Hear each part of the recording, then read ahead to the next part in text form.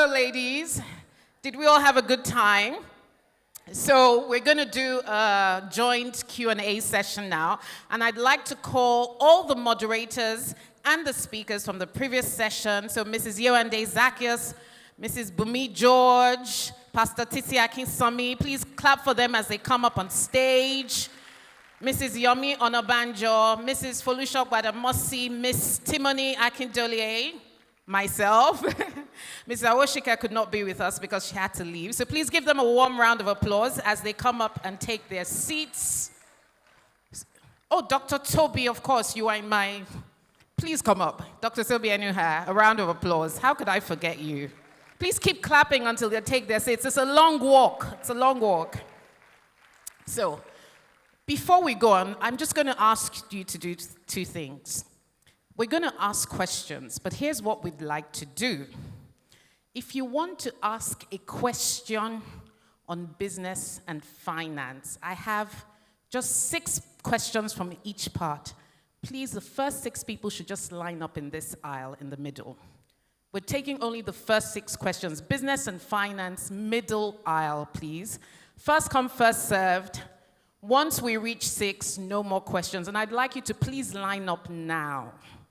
If you want to ask a question on love and relationships, line up in this aisle to my left. So please line up to this aisle to my left. And if you'd like to ask a question on parenting and family, please line up in the aisle to my right. There'll be ushers in each of the 3 aisles to take your questions if you'd like to ask the question on a mic. However, we'll also have notes that are being passed up. And what we're going to do to start is just ask for the moderator in each session to just give us the 2 big takeaways from each session. So I'd like maybe Pastor Titi Akinsomi to just give a very brief overview, your 2 big takeaways from what the speakers said, and then we'll work our way down the... Thank you. That's a really tough call, but there are 2 things that comes to mind immediately, and my co-panelists, please share with me. 1 is do it afraid. What do you have in your hands? Do it afraid. Do it afraid. Just start. Just start. Don't wait. J-Boom shared the fact that she didn't have any financial resources, but she had an idea, she had an experience, and she built off of that, and she made it happen. The other part about doing it afraid was in Mrs. Z's case, she had been working in a brilliant career for 18 years, but she recognized that she was hungry to do more. She needed to rebrand. So she found the courage, and she stepped out, and she got it done. That's 1. 2 is who do you surround yourself with? Who are your purpose partners? Who are the people supporting, cheering you on? Not the folks, and I'm about to quote Mrs. Z again, who are saying you want to go and be arranging chairs and blowing balloon, right? Or the people who go like, there's nothing like that has ever been done in Nigeria. The key thing is start off, even if you're afraid, find the courage. And 2, make sure you surround yourself with people who will help you grow and find whether it's resources or other things.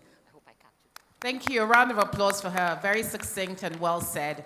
So in our session, we talked about love and relationships. And for me, the 2 big takeaways really from Dr. Toby was really that we're a sum of parts from our past and our history. And it's important that when you're launching your relationships, you understand your journey to that point, because it can shape how you love and how you like to be loved. That was the first big takeaway, and we can drill down later in the Q&A. And then the second big takeaway, which was from Mrs. Ibukun Awoshika before her to leave, and she said something that really stood out, which was that unlike our family relationships, which we don't get to choose, and which influence how we show up in our relationships today, we actually have a choice with regards to our romantic relationships. So we need to be very deliberate and intentional. Those were the 2 big takeaways from that session. Thank you very much. So I'm going to ask Timoni to please give her 2 big takeaways from family and parenting. So from the parenting and family conversation, 2 big takeaways. 1 on intentionality. Our fantastic panelists spoke about the importance of being intentional in parenting, which is really centered around tailoring your parenting style to your child's uniqueness, really understanding and discovering your child's personality and strengths, and then tailoring your parenting accordingly. The second key takeaway was around partnership, the importance of partnering with fathers in parenting children, both the boy child and the girl child. And there was specifically a suggestion around including a parenting conversation in Discovery for Men. That didn't come from me, it came from the audience. And those were our two key takeaways. Thank you very much. So I hope the leadership of the Fountain of Life is taking note. Discovery for Men next up. With parenting. Okay, fantastic. A round of applause to our moderators and panelists. So we're going to do a short Q&A now. So if you'd like to ask a question very quickly, I'd ask you to please come up, or if the ushers can please pass up papers as we go along. This is your time to show up, be bold, be courageous. Okay, yes, please. There's a lady to my left here. Please keep it short, sweet, concise. Let us know your name. Thank you. All right, good morning, everyone. Good afternoon, sorry about that. My name is Bukola. Okay, my question is for love and relationship. You know, we're talking about childhood, how childhood trauma also filter into who we become, the relationship we have. And for me, it's more about fatherhood. Because most time, girl child takes their identity from their fathers, even from Bible time. So it's a question and also more like a contribution. Most time, when we grow up with a father, whether loving or abusive, you know, a lot of time we think, oh, I don't want it. We run far away from that. But guess what? We end up marrying those kind of men. Whether your father is loving, you are attracted to a loving man. Then whether your father is abusive, you are attracted to to an abusive man. So my question is this. How do we heal from this trauma? Because a lot of times, subconsciously we say, oh, I don't want the kind of man my father was if he was abusive, but we end up with that kind of a man. So how do we go through this journey of awesomeness? Thank you. Thank you. And I think Mrs. Aoshika addressed that to a certain extent, but the healing part, I think, is really key. So what would you say, Dr. Toby? Yes, so the main things that we talked about in our session to answer that question is the importance of self-awareness and curiosity. One of the key things I said from a school of thought known as psychoanalysis is that we don't pick partners that care for us in ideal ways, but we pick partners that care for us in familiar ways. So we often seek people that are familiar over our happiness. And so the question of how do we stop that? First, you have to recognize that you're doing it. If you don't know you're doing it, you can't stop that. And the best way to recognize that is in your patterns. And that's why it's important to date and date well. Don't jump straight into marriage, because while you're dating, you may begin to notice different patterns that show up irrespective of who the person is. And if that's the case, that might be an indicator that it's coming from you, right? And what might be influencing that, and always the plug. If you notice there's a pattern, and when you notice the pattern, the question you need to ask yourself is this working for me? If your pattern is working for you, you don't have to change it. If your pattern isn't working for you and is leading to dysfunctionality in the relationship, that's when you have to go seek help for that. And I wouldn't be a psychologist if I don't say, if you recognize there are patterns that aren't working for you, that are linked to what happened in your childhood, please go see a therapist. We want to see you. We want to talk about your experience, and we want to walk you through the healing journey. It's not an easy one. There's no quick answer for that, but through the process, in the name of Jesus, you get that healing. Amen. Amen. Thank you so much. I don't know if anybody else actually wants to contribute. You know, you don't have to stick to your breakout domains. Anybody from the parenting side of things? Well, I hope I got this question very right. If you've had a foundation that is not supportive of your development in grooming the next generation, like I would always say, your lives as individuals and as people were formed by our environments, were formed by our daily experiences. So you're not comfortable with where you found yourself when you were growing up. It's important for us to actually identify support systems. Do you want to identify, maybe you want to get a mentor? Do you want to get somebody, like a psychologist, a therapist to support you? But it's important for you, first of all, to also say to yourself, make a decision. You want to identify what are these issues. And you want to say to yourself, I am not tailoring this journey. I want to find the real me. And once you know your real you, you want to say to yourself, my real me can be identified where? How can I go about this process? Are there people within my community that will support me? Are there also things you want to talk about with the damages that had happened? You probably want to have the communication with your parents, with anyone that has been, added some defective things into your lives. So my place would be the place of making strong decisions by identifying those issues, saying to yourself, what is the next step? How do I develop an environment or find myself in an environment that is safe for me and for me to develop the next generation? How do I identify the support system that would work for me? And so I think I'll drop it there. Thank you. Thank you very much, Mrs. Onabanjo. So we have a question here from somebody, and I'll direct this to Mrs. Zacchaeus or Mrs. George.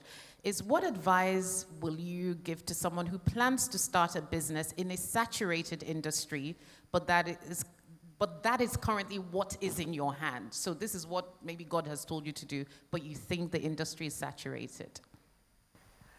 Yes, thank you.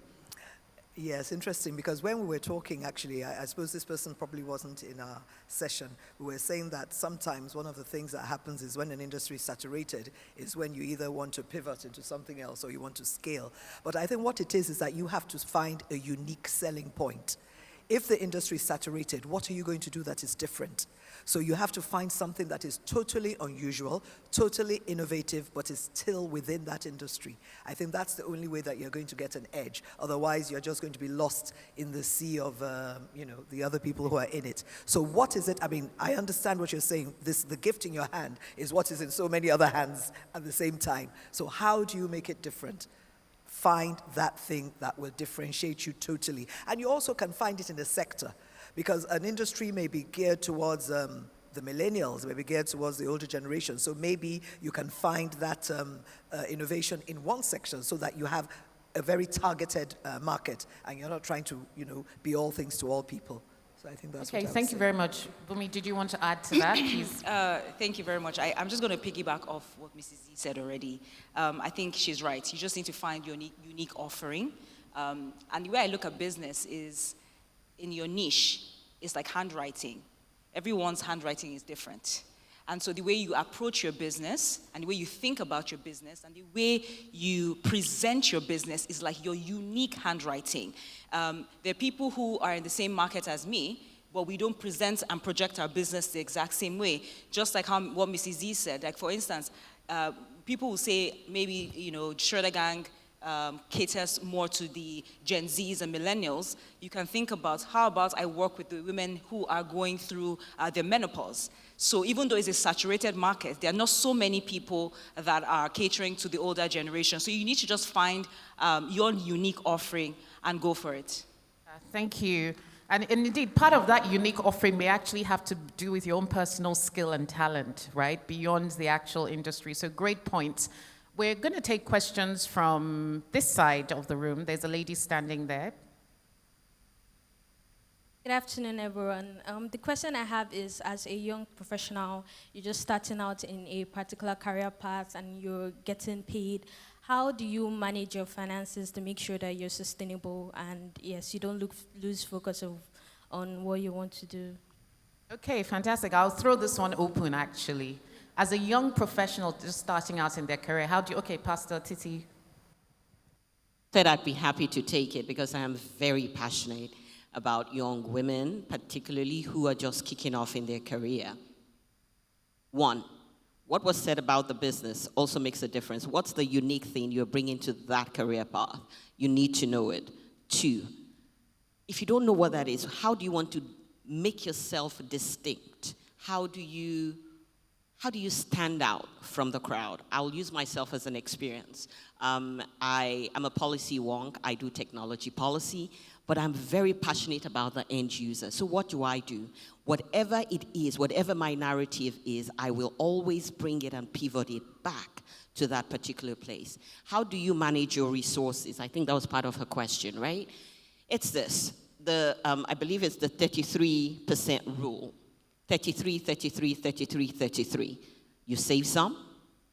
You know what you're spending on, right? The basics, food, shelter, and I forget what the last one is. And then third, sincerely, you need to be able to save. You don't wait for when you have, and I think this is a lesson that everybody can take. You don't need millions of dollars to know how to save. One of my principles is, if all I have is 10 naira, and I know it don't mean much right now in the economy, I will always use at least 1 naira to do something for somebody else. It really makes a difference. And because I am a woman of faith founded on Christ, I will challenge God and say, this 1 naira, I am using it to support this particular issue, and I'm moving it forward. And I think the last thing is, sincerely, I don't think the lady is still standing there, but I'm looking in that direction. You must be somewhere there. Is this: find people in your career path that you do not want. I said this in our session. Don't try and become Titi or J Booms or Mrs. Z. We all know where our shoes fit. Find people, however, in your career path that you can learn from. What are they doing differently? How are they setting themselves apart? What degrees do they hold? Does that fit with the purpose that you have identified for yourself?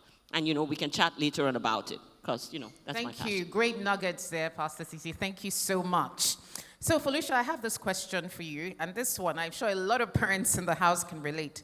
I would like to know how gentle parenting works. Does anybody know how gentle parenting works? Because it seems to be a major struggle. Please, how does I'm a parent too. I'd like to ask that question on behalf of the room. Who would like to go? Felicia, please. So I'm only responding because I don't know how gentle parenting works, and you asked me directly. You're doing your own, in terms of discipline, I guess, all those other things. How do you parent, I guess? So this implies, by the way, that maybe there are challenges, So I personally have a problem with gentle parenting. I think that some generations, thank you. I think that some generations, my generation and younger, are throwing the baby out with the bathwater. So many people feel like, our parents overdid, so we now want to do the opposite. That makes no sense, because we all didn't turn out badly. So for me, it's about taking everything that you learn from your parents, the good and the bad, filtering, and using what is applicable towards your children. The most important thing, thank you, is understanding your children's personalities. You see, gentle parenting works for some children, like my sister said. There are some children, their personality, gentle parenting cannot go near it. So don't be the kind of parent that is in denial and you're following somebody's textbook. Please, ask God to help you. Sometimes you need to ask God to help you parent your children. You don't even know what disciplinary action to take sometimes. I've seen parents that are like, this particular child, I don't know what to do, but God will always be there to help us. So I actually don't know anything about gentle parenting. Thank you. Thank you. Blessed is she who says she doesn't know but knows. Yes. Thank you. I don't know if there are any other contributions from the panel, from any parents that like to chip in here. Anybody? I'm leaving it open. No? Okay, yes, please. Just a joke. I believe in gentle parenting that is gentle on the parents. That's another angle. Gentle parenting that's gentle on parents. Okay, great stuff. Thank you so much. We'll take a question from this aisle. Okay, yes, Mrs. Onabonjo. Please. Yes, I'll just like to add, gentle parenting is not exactly what I'm going to respond to, but I'm just going to support us by saying that we know we have an assignment. Let's just ask God for that grace and focus on the aspects of love, communication, and modeling. Love, communication, and modeling. It's Absolutely. all encompassing into different values. Thank you. Thank you very much. So we'll take a question from the middle aisle. Yes, ma'am, you have a question. Okay, we'll come to you afterwards. No, a parent. Okay. All right. Just very briefly, not styling myself as an expert on parenting, but sorry, I can't recall your name, Mrs. Badamoshi said. There's I don't know what word to use. Error is too wrong. A shift, which I'm not too comfortable with, that wants to label everything. You see it on social media, African parenting, old style, as if it was wrong. We are here and we are standing. Like I keep saying, There is no English translation for Abara. Ha! But Abara settled a lot of matters. We didn't die, oh. We are here, oh. I know classmates that actually went through terrible physical abuse. That is, I'm not saying it is right, no. I mean, my dad, for instance, never hit me. I think he hit me once when my dad was a doctor, so medical, maybe I ate one ripe fruit, I was swinging on one place that could have injured me and all that. But some people actually went through terrible physical abuse. They are standing, oh. Like a friend of mine told me, said, Tosi, you see, these are our children. Before you say anything, mental health. You know, she told me, she said, Tosi, you know in our own time, mental health, a slap will kick out that mental health from you. Thank you, ma. You Thank see, you, ma. so I am not against, you know, gentle parenting. I just told Pastor Toby, I said gentle parenting. So every child, my conclusion is, parenting is something so deep that we have to be intentional.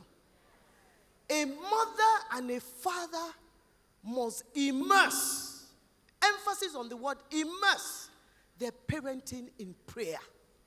And it's not a general prayer. I have 3 daughters, and they are totally different.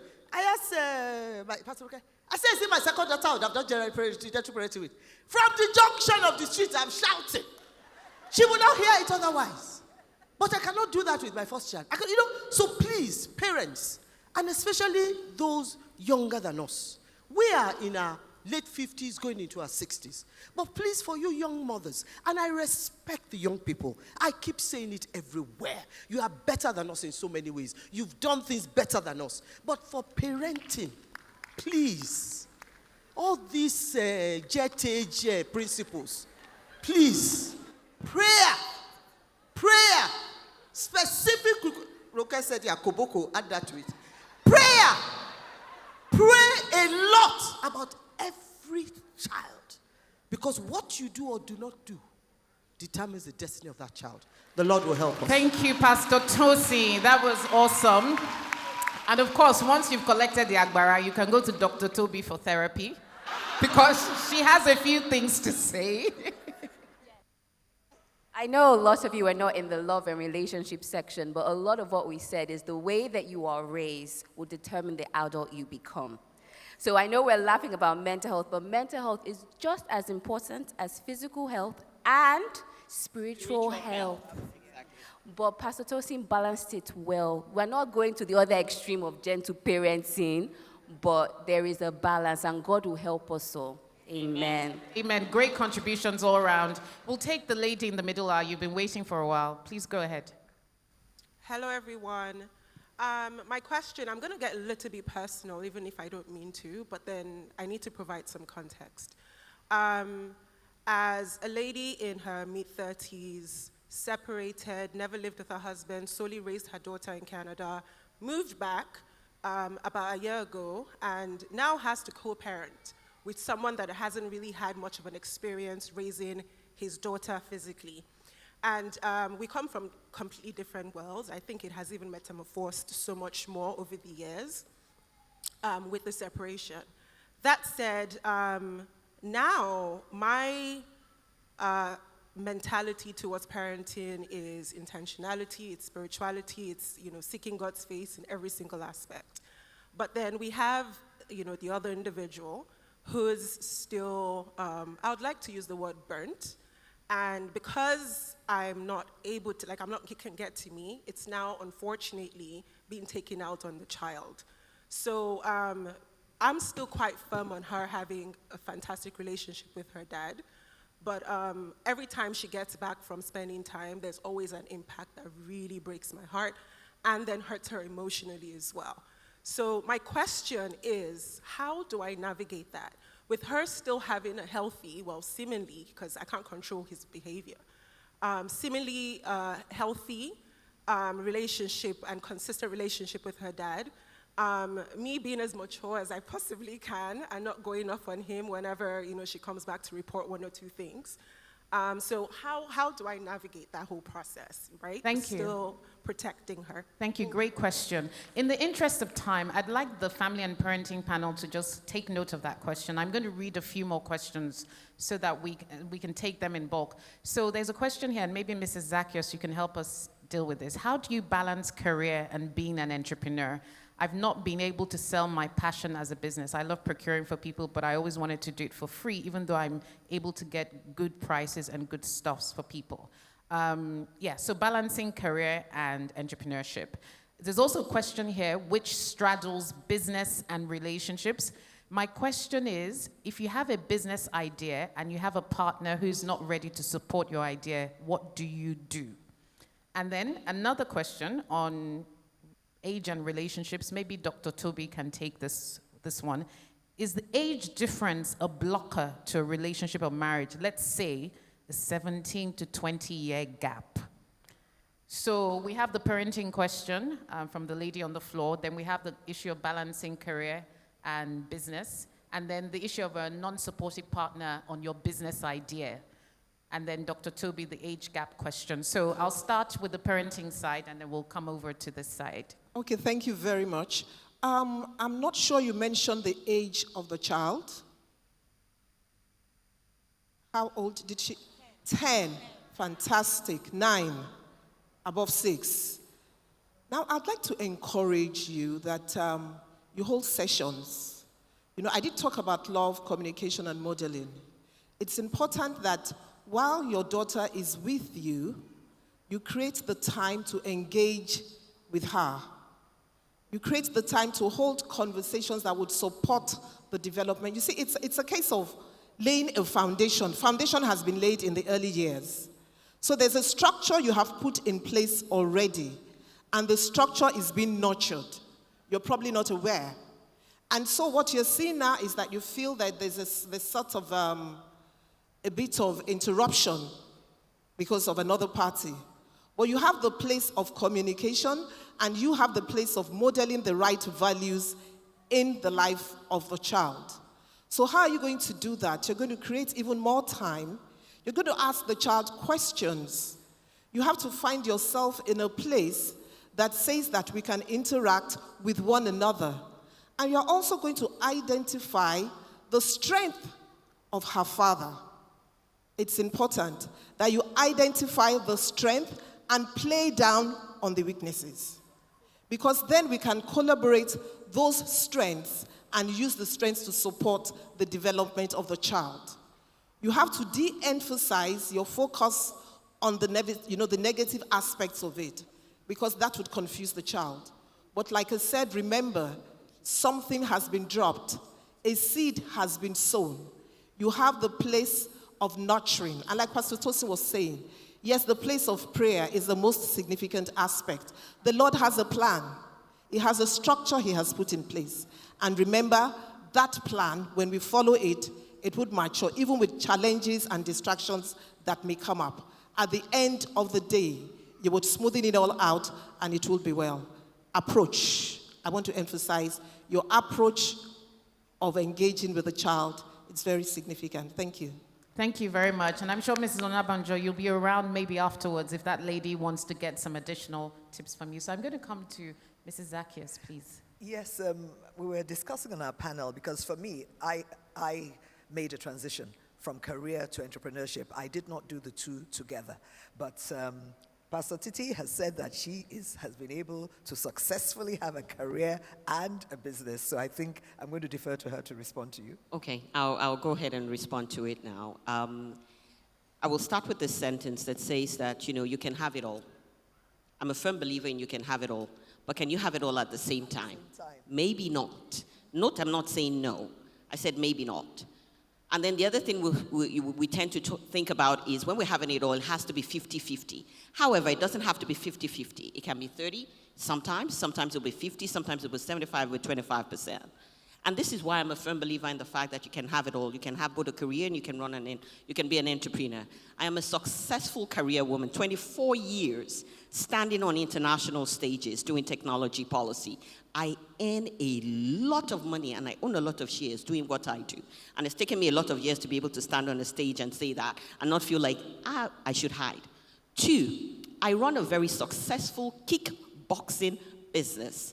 You heard me right, kickboxing.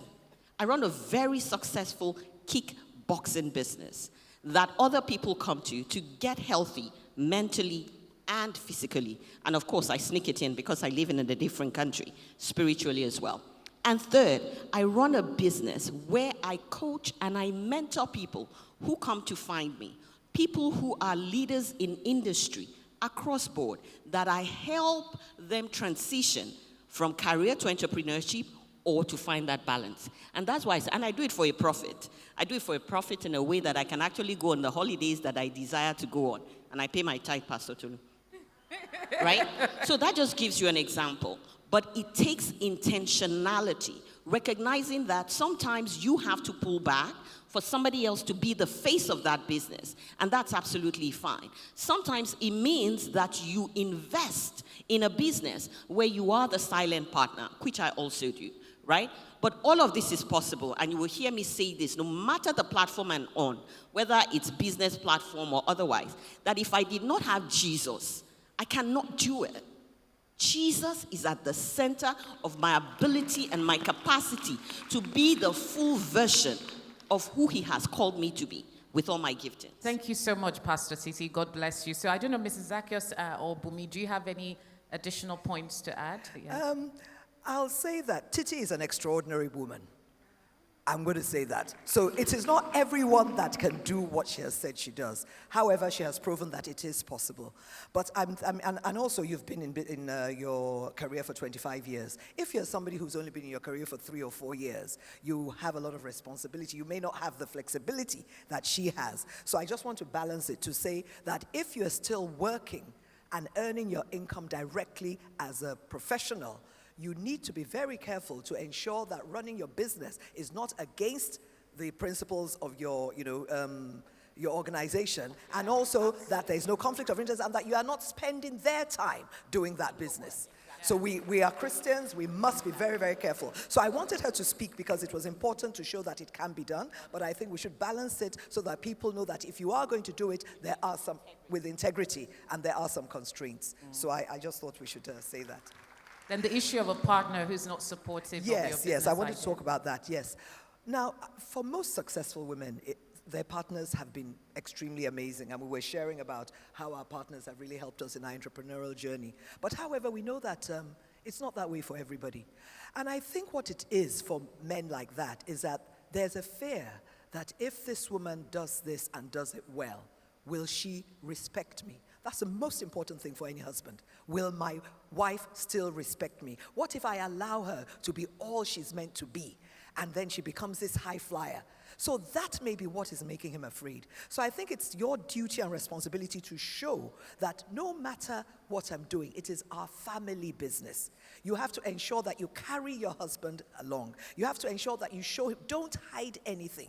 Do you understand? You have to show him that this is for us, even though it is mine, it's my gifting, it's my business. So I think that's the first thing. Help them to understand that you're not going to, most of us are fountaineers. We know our foundation. You're not going to run away and now become some woman who looks down on him because maybe you start earning more or you're being more visible. So that's very, very important. I think it's that fear that makes them a bit cautious. So once you're able to engage him and show him, and not only even in respect of that relationship, in respect of everything else you do in your relationship, you show that you are a woman who is under authority and you're a woman who will commit to that marriage no matter how successful you become and no matter how well known you become. I believe that it is that fear that we must help them overcome, so that the support you need, because honestly, you need the support of your partner to really, really go high in any business. And that is why one thing Mrs. Awoshika always says is, for those of you who are not yet married, ensure that the person you're going to marry is the person that will be able to support your dreams and your visions. Absolutely. Thank you, very well said. Finally, Dr.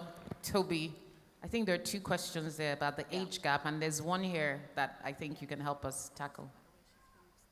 Okay. Actually, should we take her question? Sorry, I missed you because you were dressed the same as the ushers. Thank you. Very quickly, your question, and then we'll round up the panel. So this question is for you, Pastor Toby. So when we spoke about motherhood, someone insulting someone's motherhood, and you said something about communication.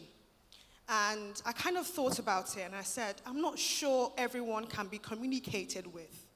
Because some people, I kind of wrote my points down because I wanted to ask and just to find out exactly. Because some people just don't know how to accept, some people don't know how to be accountable. So they do something to you, they hurt you, and someone like me, some people find it very difficult to forgive, but I'm not that person. I'm someone that I want to forgive you. I want to let it go because I've been through a lot of things in my life and I don't like letting things get to me. So I want to let it go, but sometimes people really hurt you and they won't take accountability. You try to communicate, you try to, be more magnanimous, but it's not working. They throw it back at you. They say now on social media it's called gaslighting or whatever. So how do you communicate with someone who is a narcissist? Thank you.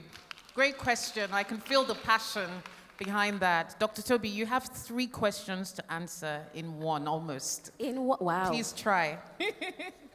Okay, so I hear what you're saying, and it's a really tough thing. But I think we have to make the distinction between people taking accountability. You share your need, and the expectation is that they will take accountability. And there's a difference. While it's important to always communicate your needs, you have no control whatsoever in terms of how the person will respond. So if you're expecting that voicing your needs will mean that you will get what you want, then you're almost kind of setting yourself up for more anger and more hardening of that resentment towards that person. So when we talk about communicating our needs, it's a lot for us as well as the relationship, because there's a lady, Caroline Leafer, she talks about how things we hold, our emotions, our thoughts, they carry weight physically in our bodies. So sometimes communication is much more for you than for the person. And there also has to be that acceptance that even when you are clearly communicating, the issue is that you're not communicating properly. The issue is that the person does not want to take accountability. So we don't keep going back to communicate more and more and more, because no matter how you do it, that's not going to change the outcome. And then it becomes a question of, what do I want this relationship to be moving forward? Do I have to put some distance in the relationship? Do I have to end the relationship? Or like Pastor Blessing also said, which was really great wisdom, what is the value of this relationship? And when it comes to that thing, you go to them. But once you know the value, then you can decide what you want to do with that relationship. I'm sorry, I'm not giving more context about the value, but Pastor Blessing talked a lot about knowing your friends and what their strengths are. So your friends, some of them, they're really good at business, so you go to them for business. Some of them are good at relationship, you go to them for relationships. So sometimes it might not be about cutting the relationship, but taking a little bit from business, you pivot. What is the extent of how much this relationship can be to me, and how much access do I have with that relationship? Yeah. In terms of the age, I want to go away from answering blanket questions without context. Context is very important in terms of how you answer a question. So if you ask, is an age difference okay? Why not? But I don't have any context. The context will determine if that age difference will work in a relationship based on where you both are developmentally and the stages of your life and the values that you have and if they match or not. But without that information, it's not an answer that can be answered because it's a very complex thing. So I don't have an answer for that. But I'm available. Book a session. We can talk about it. And because of time, this one about I'm anxious, my partner is avoidant, what do I do? Get a book called Attached.